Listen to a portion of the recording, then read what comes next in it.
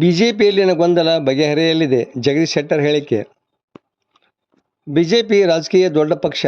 ದೇಶದ 21 ರಾಜ್ಯಗಳಲ್ಲಿ ಅದು ಆಡಳಿತ ನಡೆಸುತ್ತಿದೆ. ಹೀಗಾಗಿ ಪಕ್ಷದಲ್ಲಿ ಕೆಲ ಭಿನ್ನಾಭಿಪ್ರಾಯ ಇರುವುದು ಸಹಜ. ಅದನ್ನು ಪಕ್ಷದ ನಾಯಕರು ಬಗೆಹರಿಸುತ್ತಾರೆ ಎಂದು ಮಾಜಿ ಮುಖ್ಯಮಂತ್ರಿ ಹಾಗೂ ಸಂಸದ ಜಗದೀಶ್ ಶೆಟ್ಟರ್ ಹೇಳಿದರು. ಅವರು ಶನಿವಾರ ಲಕ್ಷ್ಮೇಶ್ವರ ತಾಲೂಕಿನ ಅಡರ್ಕಟ್ಟಿ ಗ್ರಾಮಕ್ಕೆ ಆಗಮಿಸಿದ ಸಂದರ್ಭದಲ್ಲಿ ಪತ್ರಿಕಾಗೋಷ್ಠಿ ಉದ್ದೇಶಿಸಿ ಮಾತನಾಡಿದರು. ವರದಿ ನಾಗರಾಜ್ ಹಣಿಗೆ, ಪ್ರಜಾಧ್ವನಿ, ಲಕ್ಷ್ಮೇಶ್ವರ.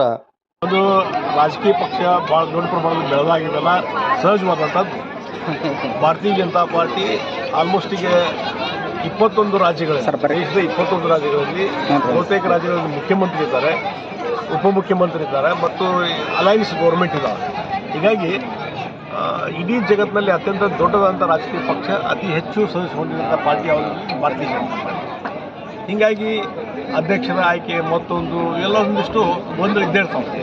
ಮತ್ತು ಡೆಮಾಕ್ರೆಟಿಕ್ ಸಿಸ್ಟಮ್ದಲ್ಲಿ ಯಾವುದೇ ಒಂದು ವ್ಯವಸ್ಥೆಯನ್ನು ಆಯ್ಕೆ ಮಾಡುವಂಥದ್ದು ಭಾರತೀಯ ಜನತಾ ಪಾರ್ಟಿ ನಡ್ಕೊಂಡು ಬಂದಿದೆ.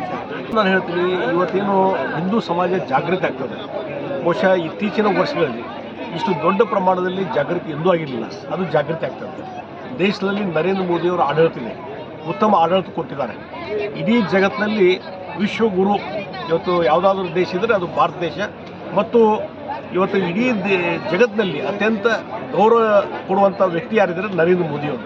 ಹೀಗಾಗಿ ಅವರ ಒಂದು ನೇತೃತ್ವದಲ್ಲಿ ಇವತ್ತು ಎಲ್ಲ ಕಡೆಯೂ ಹಿಂದುತ್ವ ಆಗಲಿ ಅಥವಾ ಹಿಂದೂ ಸಂಘಟನೆ ಆಗಲಿ ಭಾಳ ಜಾಗೃತ ಆಗ್ತದೆ. ಅವರಿಗೆ ಬರೀ ಟೀಕೆ ಮಾಡೋದು ಮಾತ್ರ ಗೊತ್ತು, ಒಳ್ಳೆಯ ಕೆಲಸನ ಅಪ್ರಿಷಿಯೇಟ್ ಮಾಡೋದು ಬೇಕಾಗೇ ಇಲ್ಲ. ಅಪ್ರಿಷಿಯೇಟ್ ಮಾಡಲಿಕ್ಕೆ ಮನಸ್ಸೇ ಇಲ್ಲ ಅವರಿಗೆ. ಈಗ ಅಪ್ರಿಷಿಯೇಟ್ ಮಾಡಿದರೆ ಮತ್ತು ಅದರ ಯಶಸ್ವಿ ಮೋದಿಯವರಿಗೆ ಮತ್ತು ಯೋಗಿ ಆದಿತ್ಯನಾಥ್ಗೆ ಹೋಗ್ತಾರೆ ಅಂತ ಹೆದರಿಕಿದೆ.